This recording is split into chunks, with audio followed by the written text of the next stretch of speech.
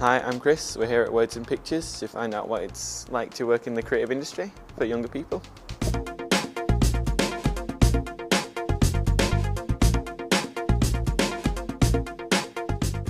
What kind of opportunities do you have for younger people? Well, having worked with obviously over 400 schools, we are committed to offering ongoing opportunities for young people. So that consists of internships. So we work with universities up and down the country, offering a 6-week placement across the summer. We offer ongoing work experience opportunities, again, working with our partner schools, finding out what students are interested in and how we can best support them, maybe 1 or 2 weeks at a time, depending on how much resources we have available to dedicate to that. How does a young person find out about the vacancies you have? Mostly on our website, so we advertise all vacancies online. We do advertise the internships with the universities as well, so it could be on their websites or through the student union, things like that. We also started to use more often now LinkedIn and various other professional social networking platforms. So yeah, just exhausting all different platforms really. Can you tell us some good things that you've seen in applications and some not so good things? Yes, covering letter I think is exceptionally important when it comes to applying for a role and outlining your interest not only in the role but obviously how your experience is most suited. So one area that is really important is of course presenting yourself in the best possible way, so making sure that you are dressed to impress, whether you think it's going to be a formal or informal interview. Always make the right first impression. That always counts as to how you present yourself and how clearly you can outline your achievements as well. But even if you're not feeling particularly confident, if you just put it out there, it works. It really does work.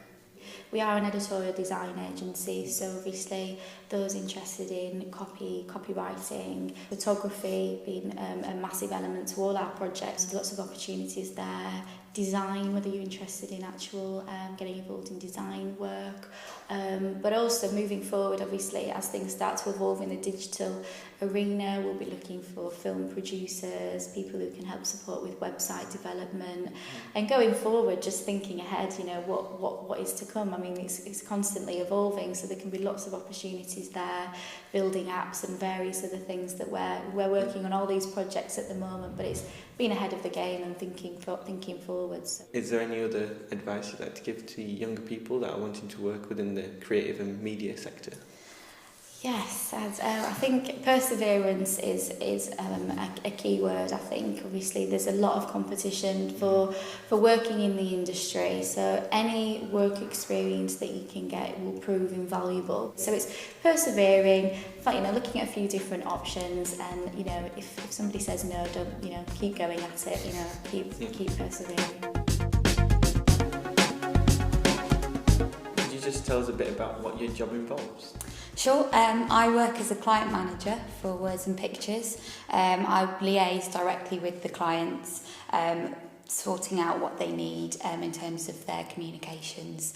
Then I work with the internal team, so it's the editorial team, design team, photographers, to come up with a solution for our clients, and then produce the materials in-house. How did you get your job? I actually came across this job posted on LinkedIn. I was getting frustrated going through job sites and being sent sort of profiles of jobs that I wasn't that particularly interested in, and I found that with LinkedIn I could do my own filters and really sort of target things. How did you feel about the difference between Leeds and London? Different pace of life in terms of the creative industry as well. I worked there for 2 years for an agency down in London, and yeah, it was bigger scale, I think, as well, is the main thing, and the tube every morning is not something that I'd advise to anyone. Right. What qualifications and skills did you need? I studied photography at degree level, and after graduating, I knew I didn't want to be a photographer, but I wanted to be involved in the creative industry. So I did a lot of work placements ranging from a photographer's agency to magazines to, huge companies and very small boutique companies, just to make sure that I had tried lots of different areas before I chose the role that I thought I was going to be suited for. And then I sort of realised that where I excel is with people and management, and so I definitely think that I've found my calling. Yeah. What are the good things and what are the not so good things about your job? I think it's probably how varied my role is. Every day is completely different, but I think at the same time that presents a lot of challenges because I'm doing such new things and, you know, never doing sort of mundane, repetitive things. So you're always problem solving and you're always being pushed to that sort of next level, which some could see as a negative, but I'd love it. What opportunities do you see yourself moving towards in your career?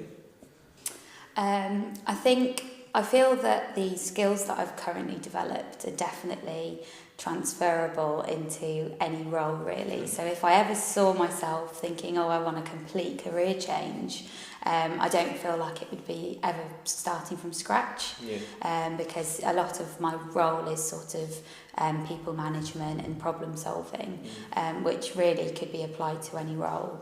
But at the moment, I'm very comfortable in my current position and just want to go up.